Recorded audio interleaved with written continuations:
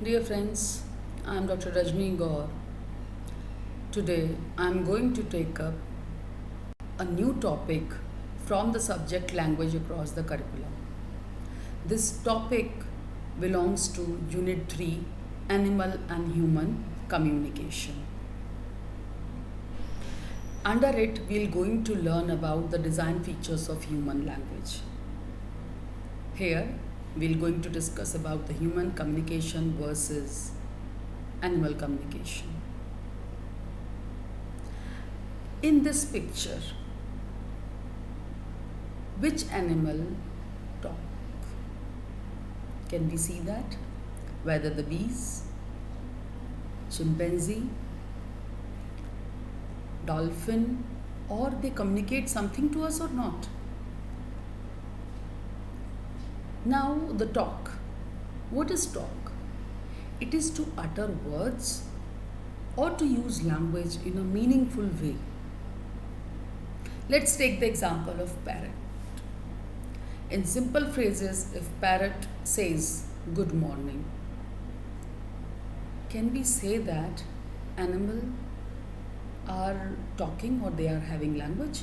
Do animals talk in the second sense of this word? No.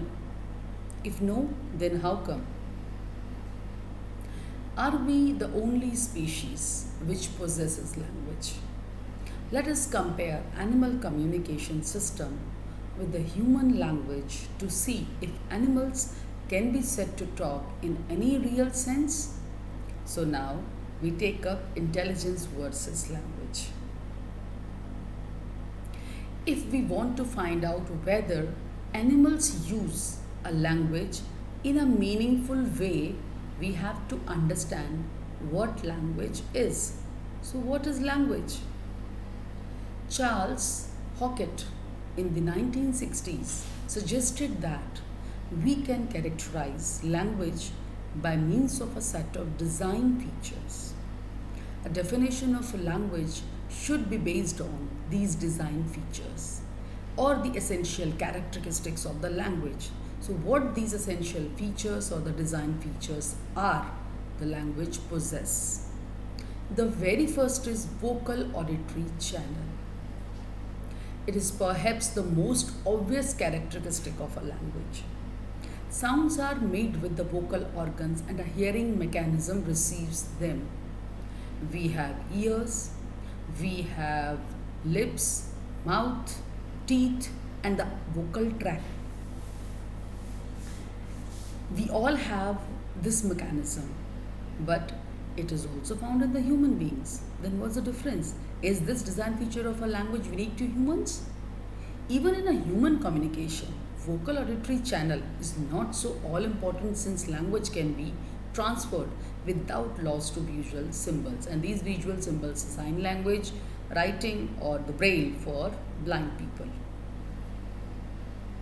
Patients with their vocal cord removed communicate mainly by writing, which means that they have not lost their language ability, but they are unable to speak. Still, they can express themselves without the vocal cord. Vocal auditory channel is of little use in an attempt to distinguish animal from human communication. But yes, human beings have well an advanced vocal auditory channel which is not found in animals as compared to the human beings. Next is arbitrariness. Arbitrariness means something which is based on our wish and will.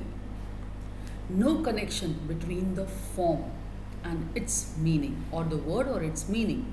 When you meet a martin, will he knows what you mean when you say a dog? Will he deduce the meaning of this word from its form? Because ein Hund in German, canis in Latin, rodon in Greek, and peas in Polish is the word used to call for the dog.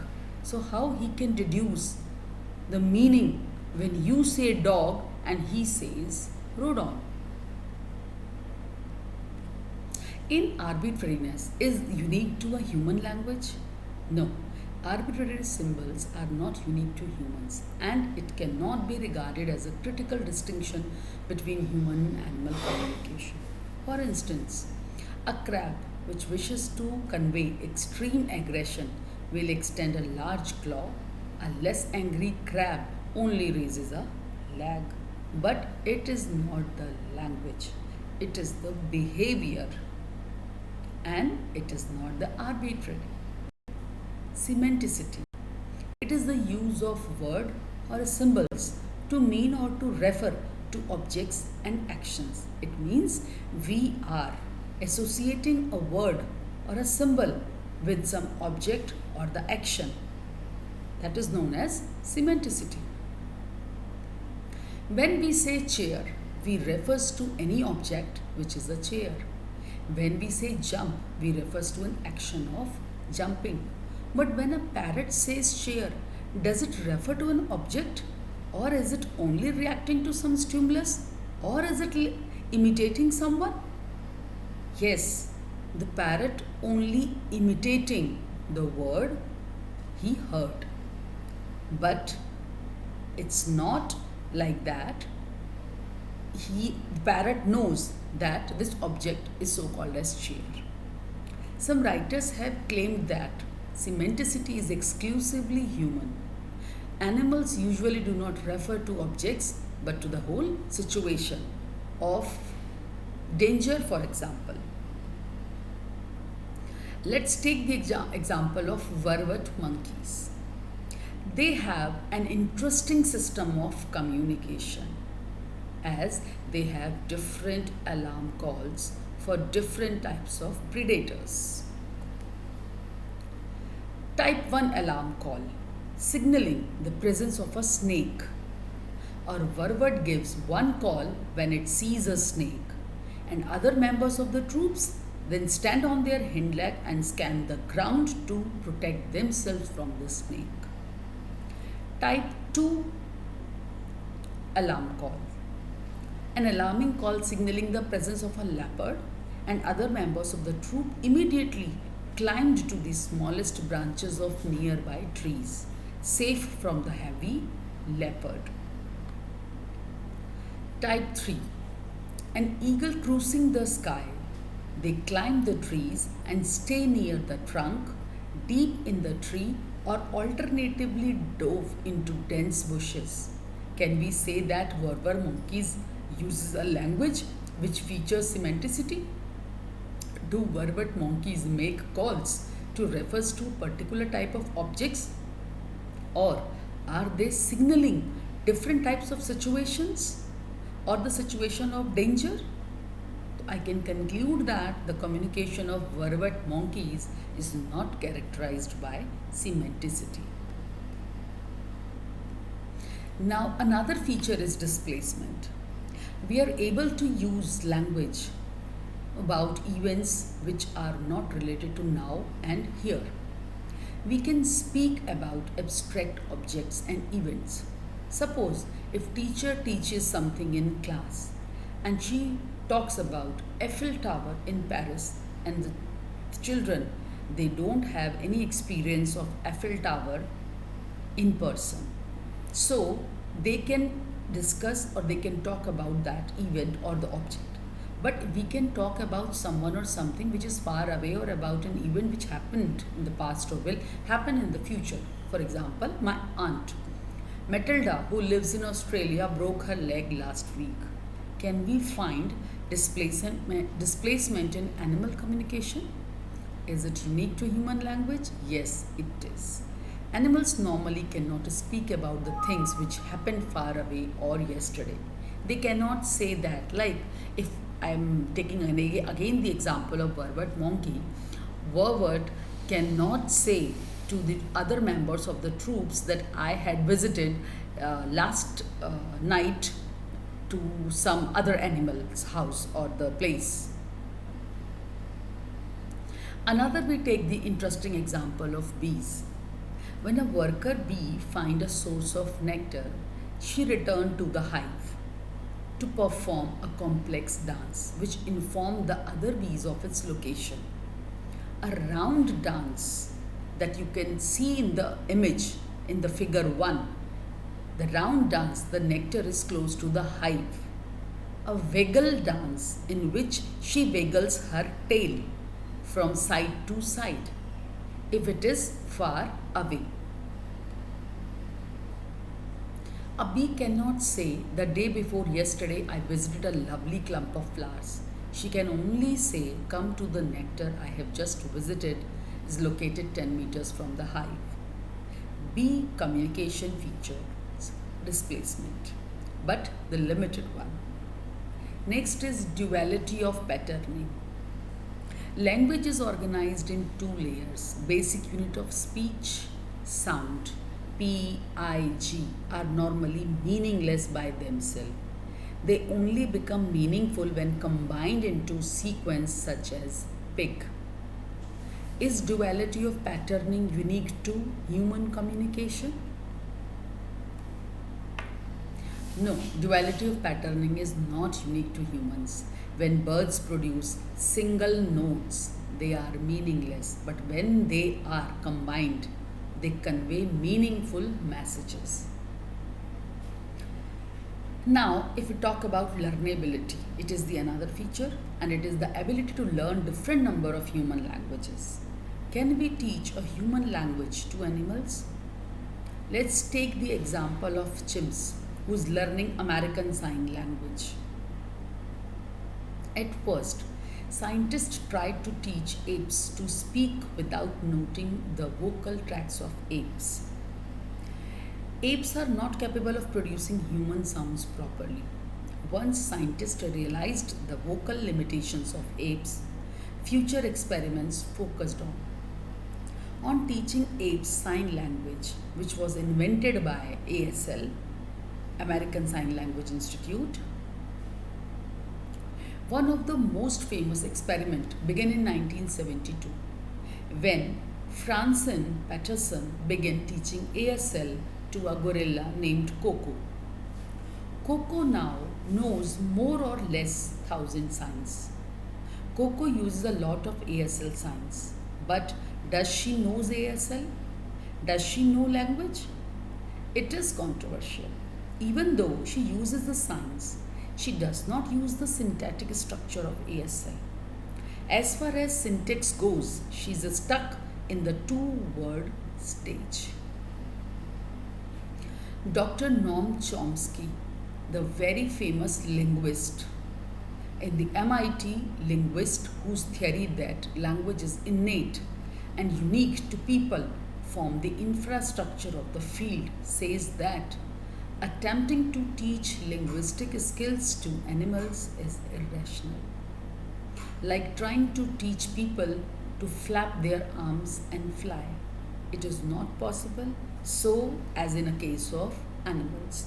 If we want to teach them how to read and write, that is not possible. Humans can fly about 30 feet. That's what they do in the Olympics. He said in an interview, is that flying? The question is totally meaningless because we all know that obviously it's not flying. Next feature is creativity, productivity, and open-endedness. It is the ability to produce and understand an indefinite number of novel sentences. What is the longest sentence you can produce? So let's take an example. My mum said that Mary thinks that Bill is aware of the fact that what I found in his room under the carpet in a tiny box under a symbol of a rose was a Christmas present for Sue, which she asked for in her letter to a Santa Claus. This is a very complex sentence. Our syntax allows us to produce never-ending sentences thanks to the process of recursion. Recursion, what is it? Where a linguistic unit, for example, a sentence, can contain a smaller linguistic unit of the same kind, a sentence contain another sentence. That means we have compound sentences. Like John said that, Mary said that, and we continue further. The fact that we usually produce short sentences, which is related to the limitation of our memory. Let's take the example of memory exercise. If I'm giving you some digits in a particular order, it will take 15 seconds to memorize it. Or let's take can we have the example of 10 digit number of any of the mobile. So to memorize that number, at least you require 15 seconds. Next is creativity. It is the most important feature of a human language. Most animals have a fixed number of signals which conveys a set number of messages sent in clearly definable circumstances. Another feature is cultural transmission. Children can learn from parents. Human beings hands their language down from one generation to another. A child brought up in isolation does not acquire language, but birds reared in isolation sing songs. Next is discreteness. Language consists of isolatable units. If we talk about sounds, the two birds sneezed, the sound like that. Morphology, it's about the words. Two bird sneeze. Add and S, these are the two morphologies. If we have syntax, we have two words, the two birds sneezed. Very limited discreteness in animal communication. We can bifurcate a word into its phoneme, morphology, or the sounds. But animals cannot have this kind of specification in their communication. Prevarication. We have the ability to tell lie, not present in animal communication. Human beings can manipulate the things, or they have the ability to mobilize or manipulate the content they have presented, but animals cannot do that. Reflexiveness. We can use language to talk about language, but it is not possible in case of animals. Feedback. The ability to control what we say. We are monitoring what we are saying. If somebody is shouting, that can be controlled by the parents or the caregivers or the teachers. But if animals are shouting, there is no feedback mechanism to control their behavior. Stimulus freedom. We can say whatever we like. What do you think of that book? We can answer whatever we want. There is no strict response attached to this stimulus. But it is not possible in case of human beings that they present they are having the freedom for their stimulus, or if lion wants to kill any animal as its prey, being a predator, so it's the kind of behavior which is keep on repeating again and again by that animal, but it will remain same. It cannot be changed, or the stimulus cannot be changed. Specialization. The only function of language is communication. Now the medium and transferability. We can switch from writing to speech or to read. We can express whatever we want to say, and we can also write it down. But animals do not have this transferability in their communication or in their expression. Structure dependence. We have structure dependent operations because we cannot arrange words in any manner. Suppose we take the example of a simple sentence, then we follow SVO, subject, verb, object. But if we do not follow this pattern, the sentence we have, it's not a sentence and it does not convey any meaning. So we have structure dependence. I gave a carrot to a donkey. A donkey was given a carrot. Animals do not use this structure dependent operations. There are certain misconceptions about the language, and what these misconceptions are. Writing is primary to speech. It means it always like that कि writing comes first and speech comes later? No. One of the basic assumptions of modern linguistics is that speech is primary and writing secondary. The most immediate manifestation of language is speech, not writing. Writing is simply a representation of speech. Writing is a later historical development than spoken language. Current archaeological evidence indicates that writing was first utilized in Sumer, at present it is Iraq, 6,000 years ago, and spoken language has most probably been used by humans for hundreds of thousands of years. Writing does not exist everywhere that spoken language exists. There exist some communities in the world where a written form of language is not used. It is estimated that the majority of human population is illiterate but capable of speaking. There is no community with a written language but no spoken form. And we also have such experiences in our life that our forefathers or our great grandparents or grandparents are not literate and they are unable to write, but still they are able to speak. That means the speech comes first. Writing is taught while spoken language is acquired easily. One cannot write without learning it, but everyone can speak even through the imitation, and that is easily acquired. Misconception 2.